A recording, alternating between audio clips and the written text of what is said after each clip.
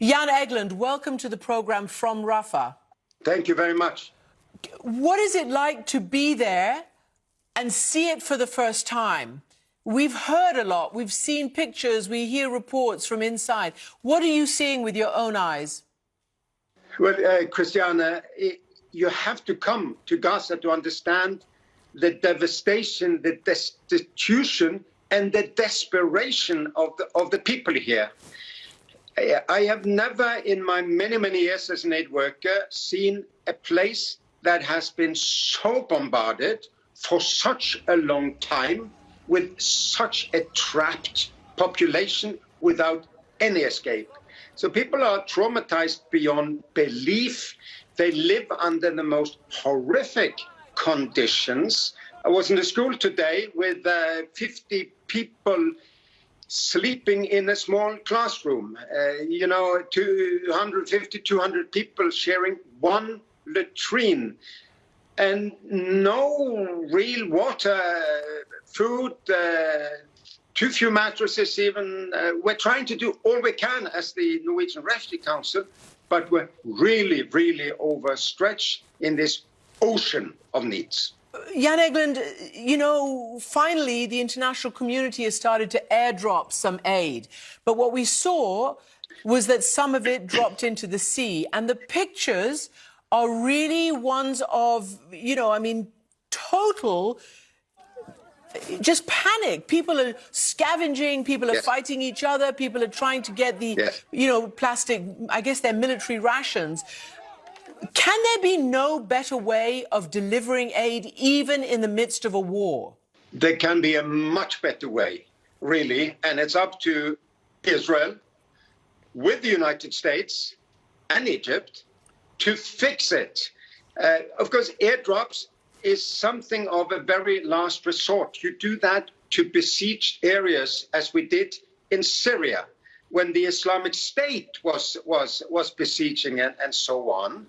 Jordan is doing some airdrops. It's very costly, it's very limited, and very hard to do.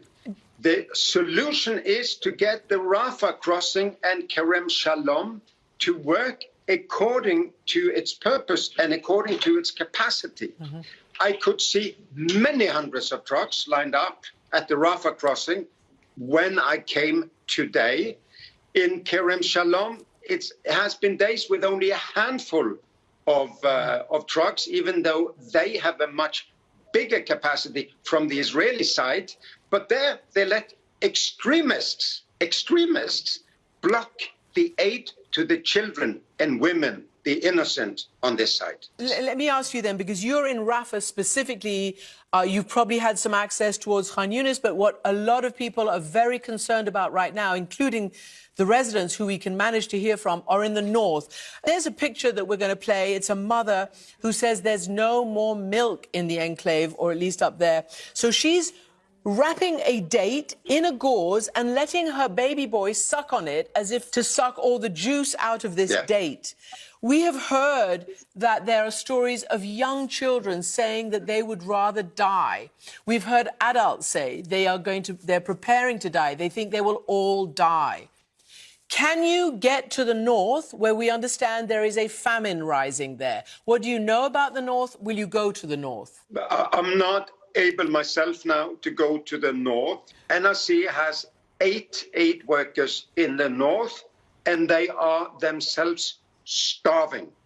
We got a little bit of food to our aid workers the other day, but the convoys have really been thoroughly looted from the desperation and lawlessness in this bombarded north.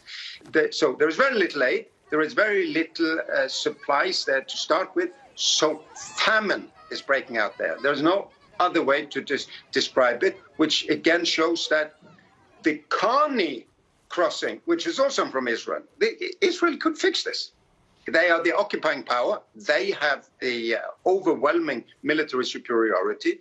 They could have convoys going over Khan crossing, which is in the middle area from where you can easily reach the north. It's very hard from here south in Rafah and Shalom area. Why do you think they are not? Why do you think a basic food and water and medicine supplies are not happening?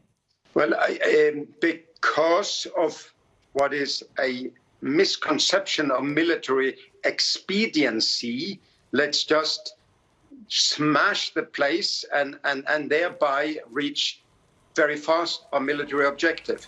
They're not reaching, haven't reached their military objective after all of these months.